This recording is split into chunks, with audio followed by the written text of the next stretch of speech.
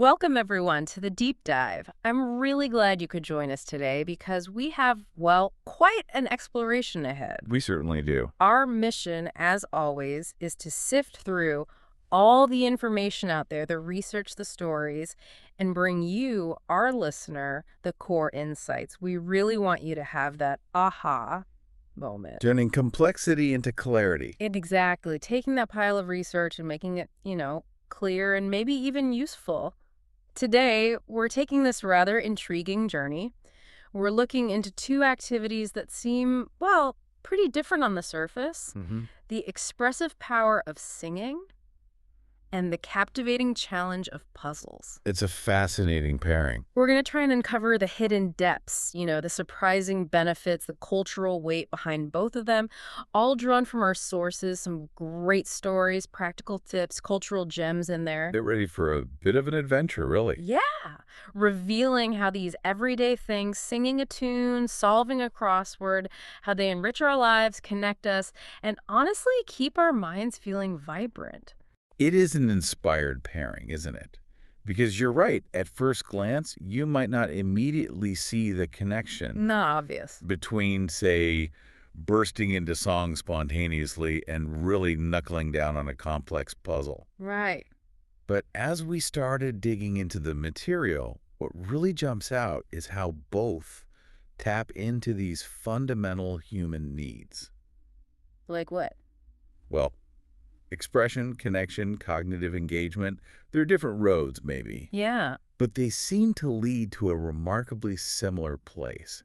That sense of accomplishment, feeling better, feeling more connected, both to ourselves and, the world around us. Ah, So this deep dive is really about appreciating the often overlooked impact of these seemingly simple things, how they affect us as whole human beings. I totally agree. There's a really nice energy there. So let's begin. We're going to start our deep dive by immersing ourselves in the universal language of singing. Makes sense. When you think about human expression, singing is almost impossible to ignore, isn't it? Absolutely not. It's got to be one of the most natural and ancient ways we communicate, how we feel things, how we connect. It's just everywhere, across borders, across time. It really is ubiquitous. Mm-hmm. And the research, our sources, really highlight just how deeply singing is woven into the human story. Mm-hmm. You find it in practically every society, every tradition, all over the world. It's not like some cultural invention from a specific time. Right. It feels more like a fundamental part of being human, Yeah. an inherent way we express ourselves, woven into daily life from, the very beginning, infancy, right up to big life events. Yeah. The fact that it just exists in so many forms across so many different cultures, that alone tells you how important it must be, how primal. Okay, let's really dig into that idea, the inherent universality of song. Just think about the sheer range of it. Our sources mention things like lullabies, those soft melodies we sing to calm babies. Instantly recognizable anywhere. Exactly, it's this universal comfort love, doesn't need translating. And then you've got work songs. Historically, they set the rhythm, boosted morale for tough jobs. Turn solitary work into something shared. Rhythmic. Yeah. And chants in religious ceremonies, creating this collective spiritual feeling that kind of goes beyond individual beliefs. And then, the pop hits, the ones that sweep across the globe that we all find ourselves singing along to, turning a boring commute into your own little concert. Right. These examples really show how singing connects us internally to feelings maybe too deep for words, Yeah. and externally to each other. It lets us express emotions that are just sometimes too big or complicated for just talking. It's really compelling when you think about it. Maybe singing meets some primal need that came even before complex spoken language. You think? Well, our sources suggest that singing, with its shared rhythm, its modulated sounds, it could have been humanity's first social media, Huh. Interesting way to put it. a tool for group survival, forging bonds faster than just words could. It's like a direct line for emotions, bypassing the analytical part of the brain. Straight from the heart to the voice. Exactly. That ability to share joy, sadness, longing, celebration through structured sound, it creates this unique connection. It's not just about the lyrics, is it? No, it's more. It's the shared vibration, the synchronized breathing, the tone.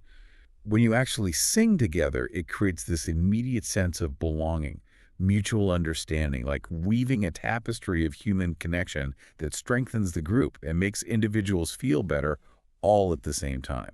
And that deep, almost primal connection you're talking about, that leads us right into the emotional and psychological impact of singing. Our sources really hammer home how singing can bring so much joy, fun, lightness into situations. Oh, definitely. Just think about belting out your favorite song in the shower. Suddenly, the whole bathroom's a stage, right? Yeah. And your mood just lifts. Or singing with friends on a long car trip. What could have been boring just transforms into this moment of shared fun.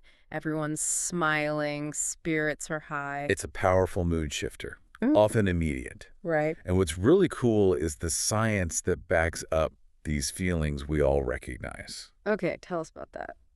Well, lots of activities release endorphins, right? Those natural mood boosters help with stress, pain. Yeah. But our research highlights that the synchronicity of voices when people sing together creates this unique oxytocin cascade. Oxytocin. That's the bonding hormone, isn't it? That's the one. It boosts feelings of trust, connection. So when people sing together, like in a choir, their heart rates can actually synchronize. Their breathing aligns. Wow. It creates this almost biological push towards trust and belonging that's fundamentally different from other group activities. So it's not just making music. No, it's a biochemical process. It fosters deep social bonds and makes individuals feel better in a way that seems specific to singing together. That's incredible. A biological push for connection.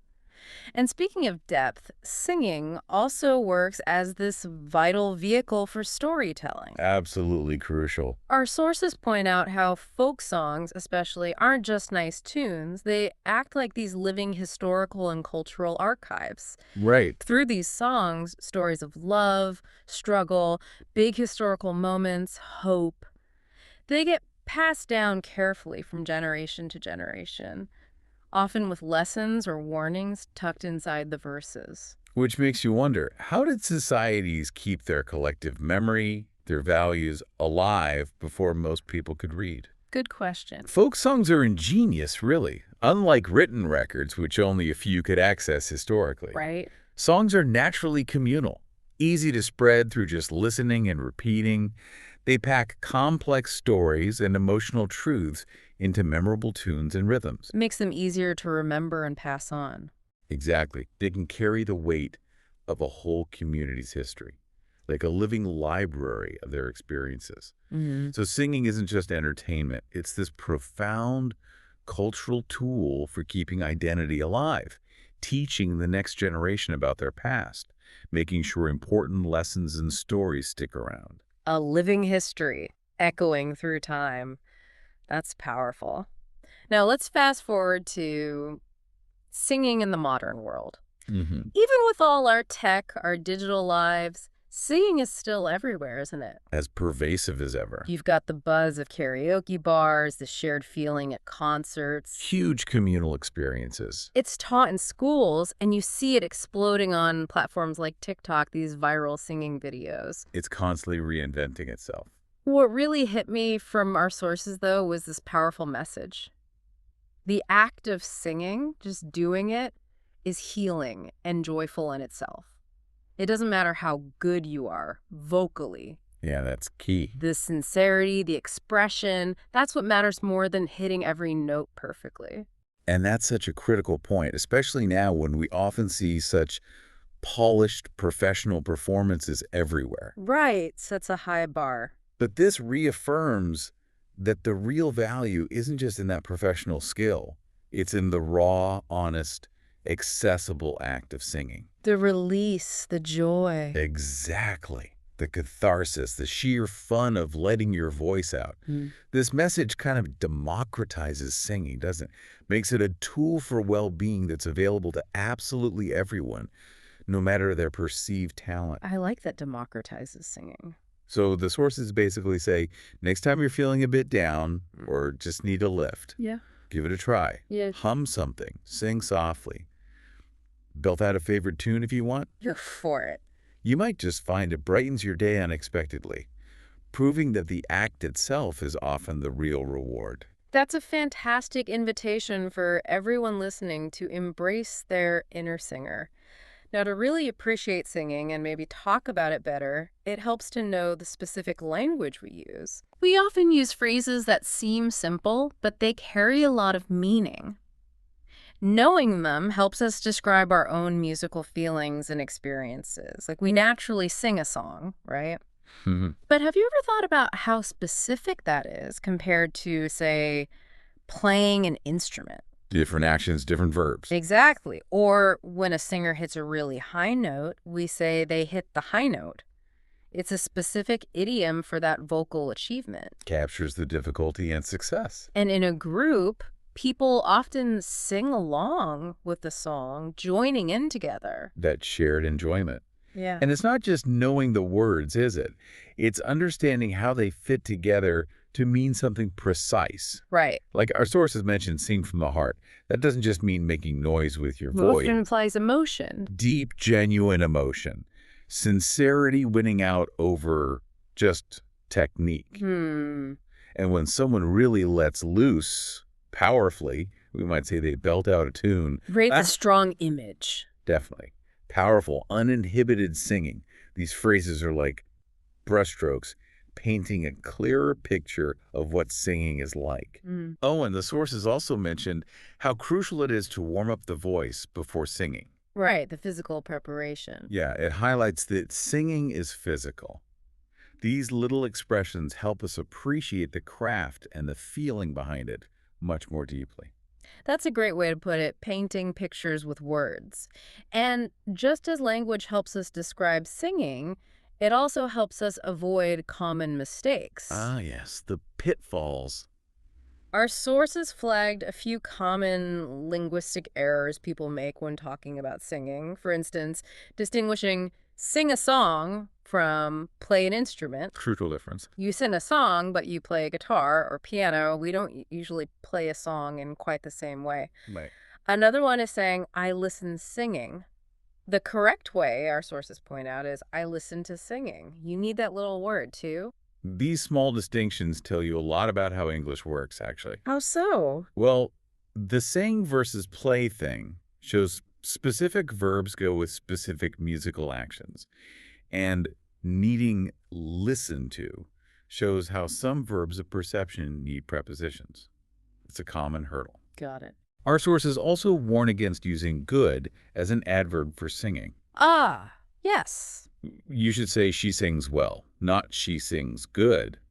Well describes the action, the singing. Adverb, not adjective. Exactly. And for enjoyment, if singing doesn't interest you, you'd say, I'm bored with singing. Not I'm boring in singing. Right. Because boring means you cause boredom. Definitely not what you mean. Good distinction. And lastly, a fun one. The pronunciation of choir. Oh, yeah, that trips people up. It's pronounced choir, not choir. Choir. That one catches a lot of people. A great reminder that English spelling and pronunciation can be tricky. Paying attention to these details just makes discussions about music clearer and sound more natural. Hashtag tag 1.3, the cultural echoes of singing. Those little language details really do make a difference. Okay, let's broaden our view again to the cultural echoes of singing. Our sources shared some incredibly powerful examples of how singing isn't just personal. It acts as a profound community strengthener. It forges deeper bonds in society, sometimes even drives social change. It's really amazing how singing together can shift from just an activity into something much bigger, a force for change, a way to keep history alive. Like in South Africa. Exactly. Our research shows singing played a huge, really strategic role during the anti-apartheid struggle. How so? Songs weren't just entertainment, they were anthems of resistance, tools for unity, a way to keep spirits up and communicate a shared purpose when facing terrible oppression. The collective voice as a weapon. Absolutely. A symbol of defiance, an unbreakable bond between activists. It really shows how music can be this powerful, nonviolent form of protest and solidarity. Wow. And you look at Ireland, Irish folk songs carefully preserve centuries of history. They're like living archives, telling stories of events, legends, daily life, making sure the past isn't forgotten. History you can feel. Right. Often filled with the sorrows and joys of the people, making history really tangible, emotionally resonant. That's incredible history carried in a melody. And the sources mention Japanese karaoke too, but in a different way. Yeah, Japanese karaoke isn't just about showing off your singing, or even just individual fun. What is it then? Our sources describe it as a really important social activity. It builds stronger bonds between friends, between colleagues.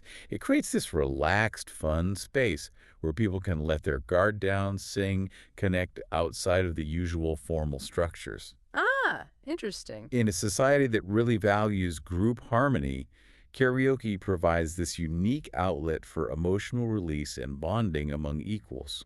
So, different contexts, but similar function. Exactly. These examples powerfully show how singing serves as this cornerstone for community building and cultural identity all over the world. It Mhm. really has this profound power to unite and sustain people.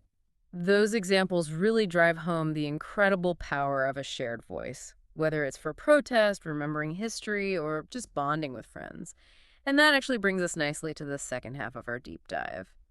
Okay, so moving from the expressive harmony of singing, we now transition into the rewarding challenge of puzzles. A different kind of engagement. Totally. This is a really fascinating area where, intellectual challenge meets relaxation and that deep satisfaction when you finally figure something out. Mm. We're about to explore why people everywhere, all ages, all cultures, are so drawn to these brain-teasing activities. Get ready for what some call the brain's favorite workout. It's a perfect partner to singing, isn't it? Yeah. Where singing taps into our emotional, social side. Yeah. Puzzles really focus on our logical, analytical skills. Hmm. But interestingly, both offer similar psychological rewards. How so? Well, what's compelling is how puzzles give us this structured way to engage our minds. They offer not just a challenge, but also that distinct feeling of calm accomplishment. Right, when you finish one. Exactly. They pull us in because they promise a solution, an answer to a cognitive problem. Yeah. And that's inherently satisfying for our And we brains. like solving things. We really do. This huge appeal points to a universal human desire for order, understanding, and, conquering complexity.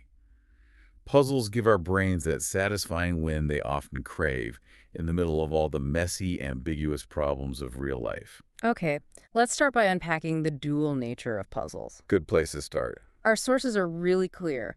Puzzles are way more than just games. They're essentially mental workouts, Hmm. offering both that stimulating intellectual challenge and a deep sense of calm accomplishment. It's that unique mix of effort and reward that makes them so addictive and popular. And it's important to realize that puzzles engage different parts of the brain in a really focused way, which can be both stimulating and, surprisingly, quite meditative. Meditative, how? Well, the process of seeing patterns, trying things out, eventually getting the solution, Yeah. it provides this clear, concrete result for your mental effort. Unlike life sometimes. Exactly. That sense of mastering a specific, defined problem is incredibly rewarding, and it can actually lower stress. It gives our brains this unique psychological reset, a controlled, solvable world that contrasts with the often chaotic, open-ended problems we face daily. A mental reset button? Sort of. The structure of a puzzle, allows for this focused engagement that many people find incredibly calming, almost like active mindfulness. And what a world of puzzle variety Oh, exists. huge. Our sources mention some classics, like jigsaw puzzles. They're not just about fitting pieces, are they? Not at all. They engage spatial reasoning, visual processing, often need a strategy edges first, then colors, textures. Right. Then you have crosswords.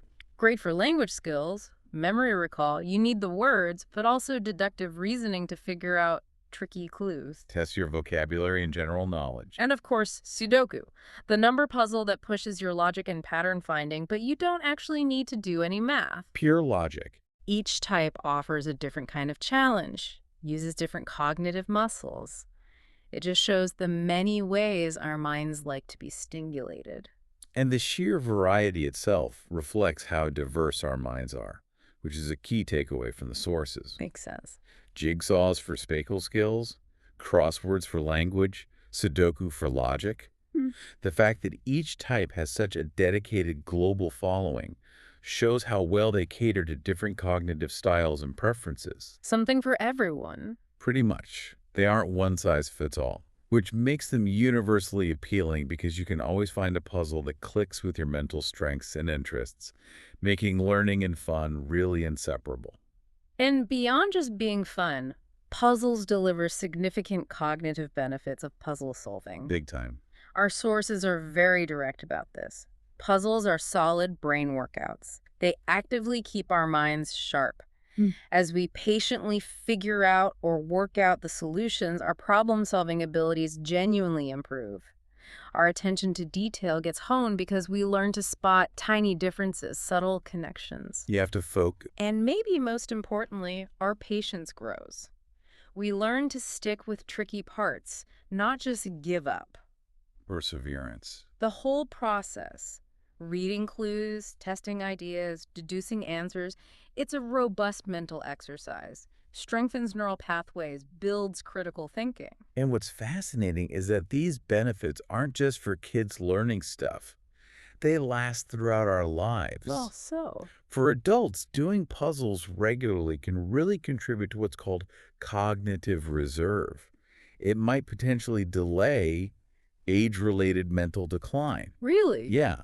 For instance, having to keep multiple possibilities in your head while doing a Sudoku or a tough crossword, that actively exercises your working memory, a crucial cognitive skill. Right, juggling information. And analyzing clues, systematically figuring out answers that builds critical thinking, analytical reasoning. Our sources suggest puzzles are this practical, enjoyable way to stay mentally agile. Proof that lifelong learning can actually be playful. Like a mental gym you actually want to go to. Exactly. A self-directed mental gym offering constant chances for growth and keeping your brain in shape. Sounds like something we should all be doing. But puzzles aren't just for quiet solo time. They also act as a unifying force. They really can. Our sources paint this lovely picture. A family gathered around a table, totally absorbed in putting together a big jigsaw. I could see that. Hours might fly by, but nobody really minds because the shared challenge, the common goal, it just takes over. Creates a shared focus. Puzzles bring people together. They're used a lot in classrooms, too, to make learning better, encourage teamwork. Collaborative problem solving. And in offices, puzzle challenges can be great for team bonding, even on our phones, right? Puzzle apps are hugely popular. Millions download them. That blend of fun and challenge on demand. Loved for that mix, allowing us to connect with puzzles anywhere, anytime. And what's interesting there is the social side of puzzles. It actually mirrors some of the bonding we talked about with singing. How so? Well, you can definitely do them alone, but tackling a complex puzzle together fosters cooperation, communication, Talking it through.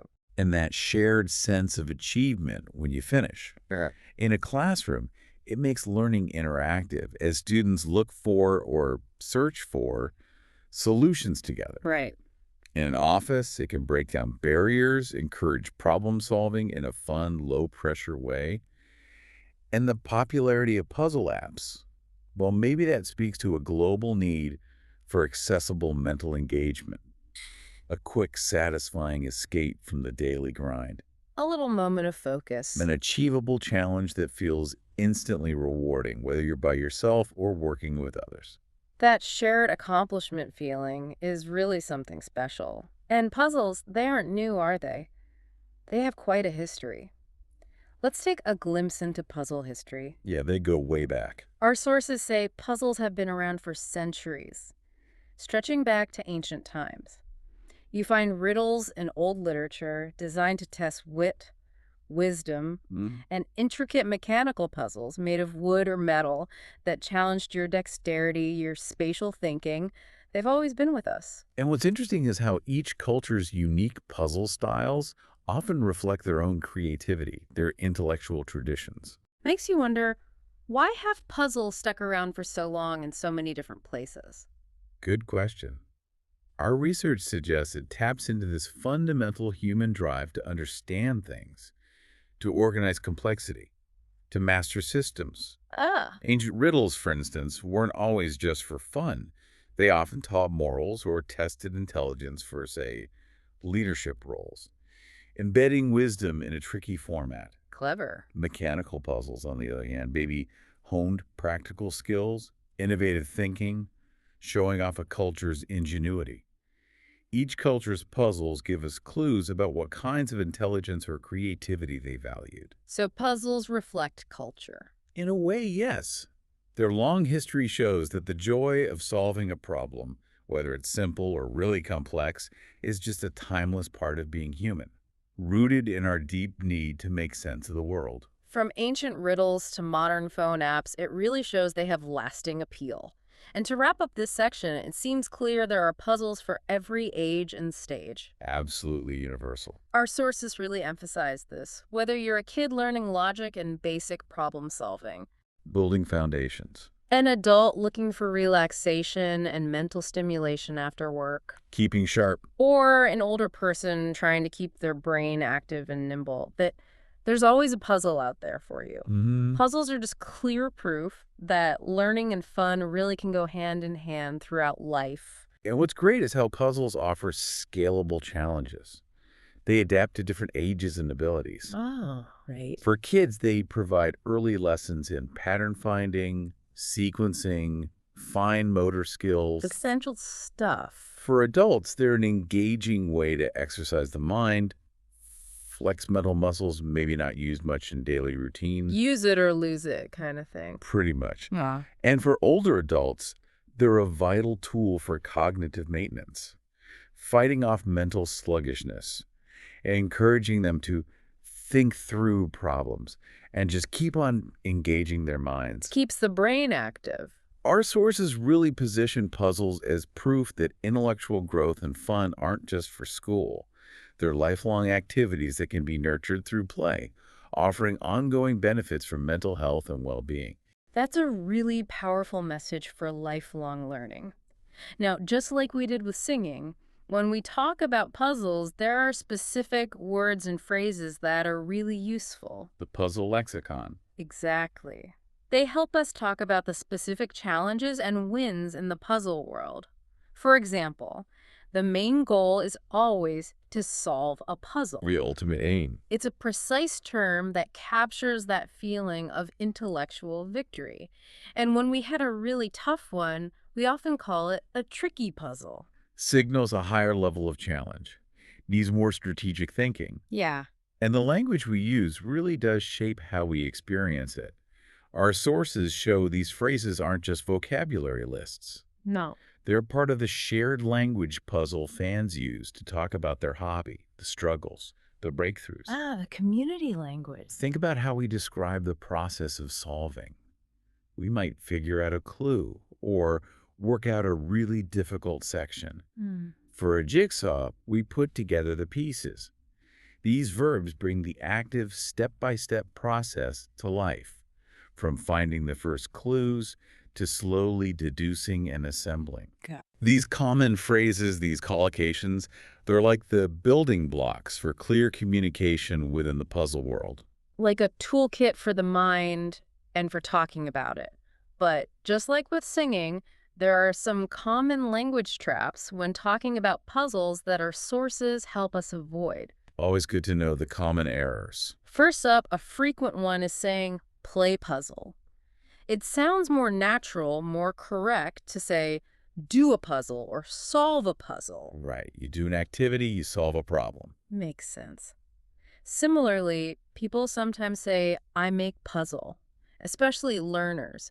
It should usually be, I put a puzzle together, particularly for jigsaws, focusing on the assembly. These mistakes often highlight those specific idiomatic phrases that are just standard in English for puzzles. Yeah. The difference between play, do, and solve is key for sounding natural.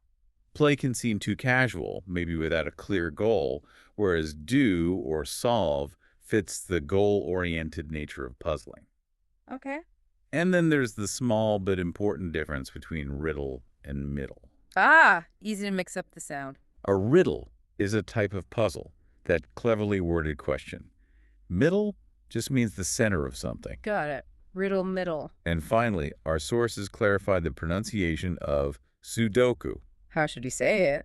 It's su, diso, ku, with the emphasis on that middle DOH syllable. Su-D-O-H-Q, not su-D-D-Q. Exactly.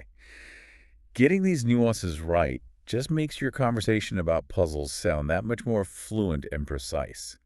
Hashtag tag 2.3, the global journey of puzzles. Precision is definitely key. Okay, to wrap up our puzzle deep dive, let's touch on the global journey of puzzles. It's amazing how some of these brain teasers have traveled the world and captured everyone's imagination. They've become truly global things. It's really fascinating how cultural exchange has turned certain puzzles into worldwide phenomena. It shows this shared human love for a good mental challenge. Our sources give great examples. Crossword puzzles, for instance. They first showed up in American newspapers early in the 20th century. Right, I think I knew that. What started as kind of a local novelty quickly spread everywhere, became a worldwide sensation. They crossed language barriers as people made versions for different languages. It shows the appeal of testing vocabulary and logic in that grid format. Absolutely, a testament to its compelling design. And similarly, Sudoku. While it was popularized and got its name in Japan, Yeah. it actually has earlier roots. But it was the Japanese version that really took off globally Why do you think that was? because it's purely logical, based on numbers but not math. So, zero language translation needed. Ah, completely universal. Instantly accessible and addictive to anyone, anywhere, no matter what language they speak. That's a powerful point about accessibility. These puzzles really do cross borders effortlessly. They really do. And the huge popularity of these puzzles, plus the fact that in many cultures you have puzzle-solving competitions drawing massive crowds. Like esports, but for puzzles. Kind of. It highlights a deeper truth. Puzzles aren't just seen as fun games. Our sources reveal they're often viewed almost as a form of art. Art. How so? They represent intellectual elegance, strategic depth, the sheer beauty of a well-crafted problem and finding that elegant solution. This global embrace just highlights our universal human need for mental engagement and that deep satisfaction we get from mastering a tricky challenge. That's a wonderful way to frame it, puzzles as both game and art form. A tribute to human ingenuity. And with that thought, we bring today's deep dive to a close. Hashtag tag outro. Wow, what an incredible journey we've taken today. From the power echoing in the human voice to the intricate patterns of the human mind. Quite the range. This deep dive has really highlighted those common threads, hasn't it, between singing and puzzles? Both are powerful ways we express ourselves, whether it's pouring emotion into a song or showing your logical prowess by cracking a tough riddle. Different forms of expression. Both are amazing tools for connection, too. Bringing families together over a jigsaw or uniting whole communities through song. Building bonds. And ultimately, both offer paths to feeling good, keeping sharp, keeping our hearts engaged and our minds flexible.